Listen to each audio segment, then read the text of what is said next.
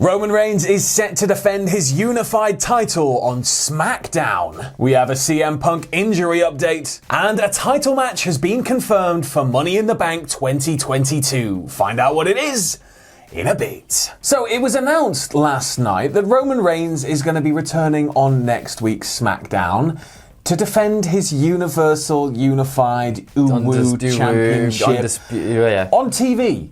Yeah. On free TV, after we've been hearing all of the kind of Roman's not working this pay-per-view, Roman's getting a more reduced schedule, Roman's back on TV defending his title like a fighting champion. But the past few weeks, WWE have been positioning Riddle as the next challenger to Roman, and the Uwu, of course.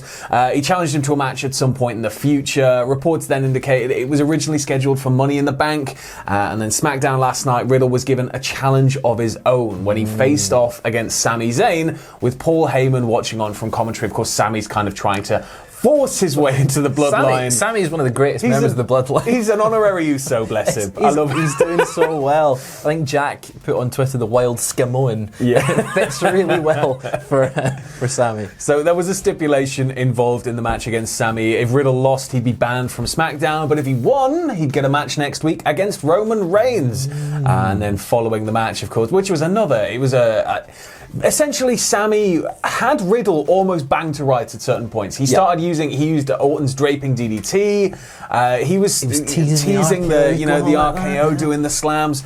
And Heyman's just sat on commentary the entire time while he's mucking off and having fun. Just going like, pin him! Pin him! Pin him!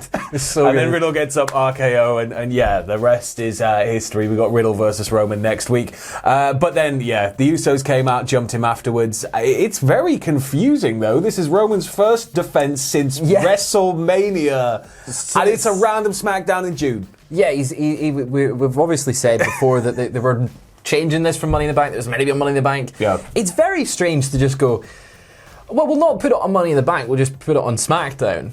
It's an unpredictable thing, and unpredictability is, I think, a very integral ingredient in wrestling, and that's the whole thing with live TV and you never know what you're going to get, you never know what's going to happen.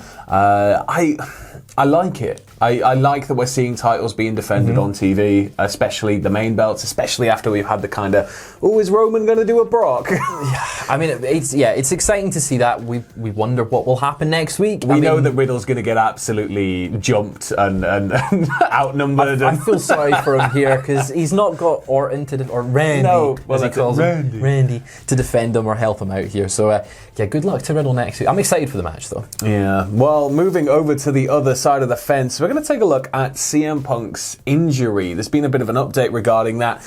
Dave Meltzer reporting in this week's Wrestling Observer newsletter that the belief among talent was that it was a broken foot. Max Caster actually said it in his rap, he says. And while neither the company nor Punk would say that, there have been very strong hints to me that this was the injury. The report also said Punk had surgery on the 8th of June. The surgery went well. When they did the surgery, they found that the injuries to the bones were worse than they expected, however, but with the surgery they were able to fix everything up anyway. There's no timescale for his return past the belief it will be before the end of the year, but Tony Khan made the decision to not have Punk vacate the title. And then some interesting news kind of followed. Well, it's like a little tidbit kind of followed regarding AEW's injury policy. So with AEW's, it revealed that their way of dealing with injuries is to not actually reveal what it is, or that there is any, unless it actually changes any previously advertised matches. Yeah.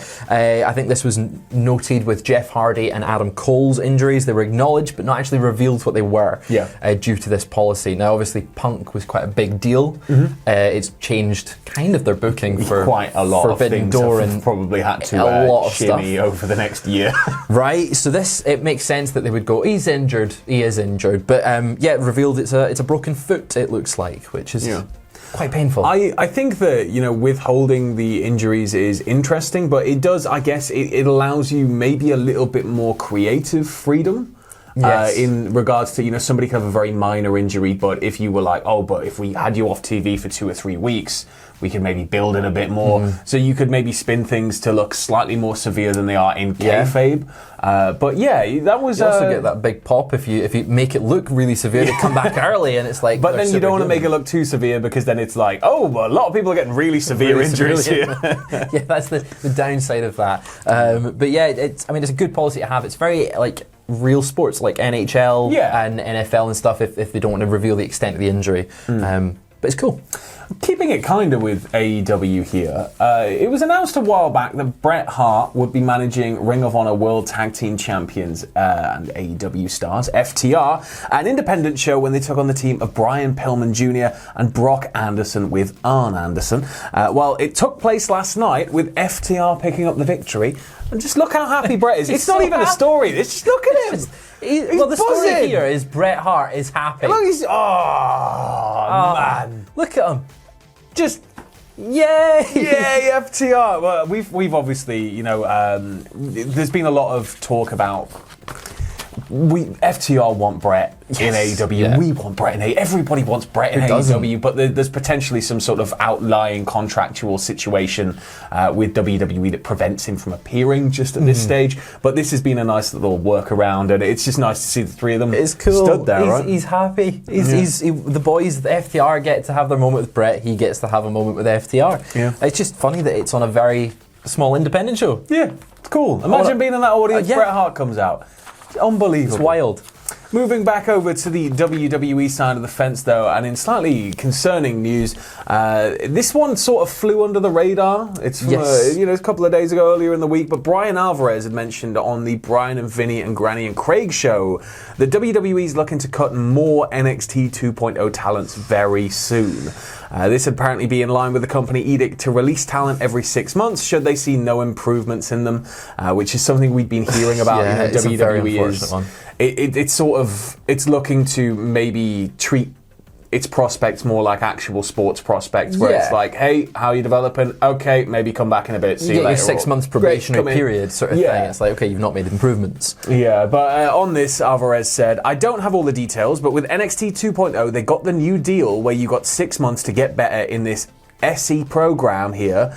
Who in the world could possibly get better in 6 months working no shows and just doing horrible stuff on TV? But every 6 months they evaluate you, and if you aren't getting better, then you're like done for. And apparently they've made some evaluations, including some names that you would know. So we might get some changes coming to NXT 2.0.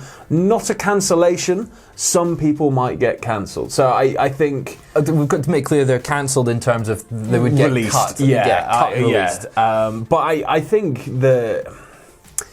it's in a way I see why WWE are doing it, and it is kind of, it's an interesting way for them to do things. I think that it will save them more money in the long run if there are prospects who maybe aren't that enthused about it now that they've arrived and been working out at the Performance Center or they've been on NXT. It's not for everybody, but at the same time, it does feel kind of like, all right, you got 6 month window. Impress me, kid. And 6 months isn't a long time. And to they're pick specifically looking for people who aren't really stars, and it's like you might have a couple of wrestling matches under your belt on the indie scene, or you might have been working for a couple of years or something on the indie scene, and you're still a prospect they want.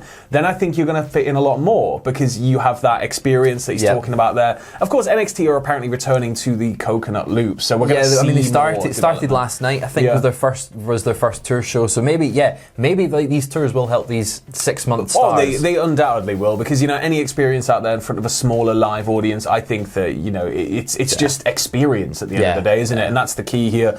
But to give people who aren't wrestlers, because they're really going for sports prospects, 6 months to just pick it up is especially at the biggest wrestling company in the world. They want someone who's main roster ready in 6 months, essentially. Well, fingers crossed we aren't going to hear about any releases soon, but just ending it on a bit of a good note, a bit of a cheeky note for Money in the Bank coming up. There's been a championship match added, hasn't there, Fraser? There has indeed. It was confirmed on last night's SmackDown that Ronda Rousey will be defending her SmackDown Women's Championship against Natalya at the upcoming premium live event. Oh, gotta get that branding in. I like when at the start of the show that it took us warning. This pay-per-view event. You need to change your warning there, WWE.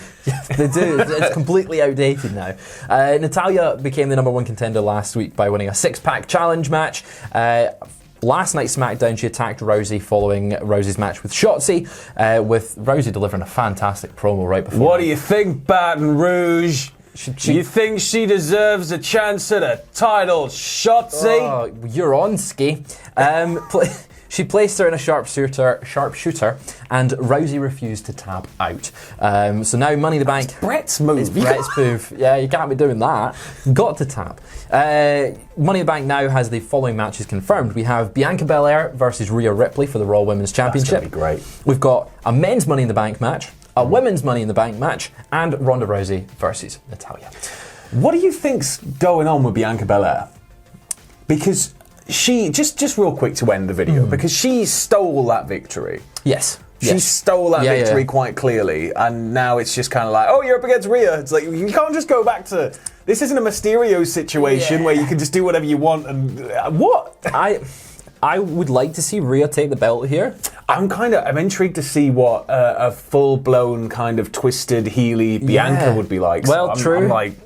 Well, either way, it is going to be a really, really good match. Yeah. Those two talents. I mean, it's Money in the Bank as well. It's always one of my favourite shows to watch. Yeah. It's always exciting. There's always something ridiculous, even if it's a bit of a poo, when they're running around inside WWE headquarters. Was it Dana Brooke found the case that clearly wasn't the case? No, I Rey Mysterio got tossed off the building. Yeah. It's been a long time since I think I've watched a Money in the Bank and gone, oh, like it's always fun. It's always good fun. Yeah. Wow. But that's it for your second dose of Weekend Lovely Bumper Wrestling news. Just as a reminder, tomorrow from 1 p.m. here, youtube.com/cultaholic/live. It's time for Hell in a Smell 5, everybody. And just once again, if you didn't see the video earlier, it is by far and away the worst thing we've ever done. I don't think Adam's going to speak to any of us after this. I think that this may genuinely be honest, I don't think anyone wants to go within 5 meters of him after this. Yeah, well, R.I.P. my nostrils. You're going to have some fun. I'm in and around it, so... Oh, God, yeah. Remind me to avoid you too. For the next 3 weeks. Bye. Bye.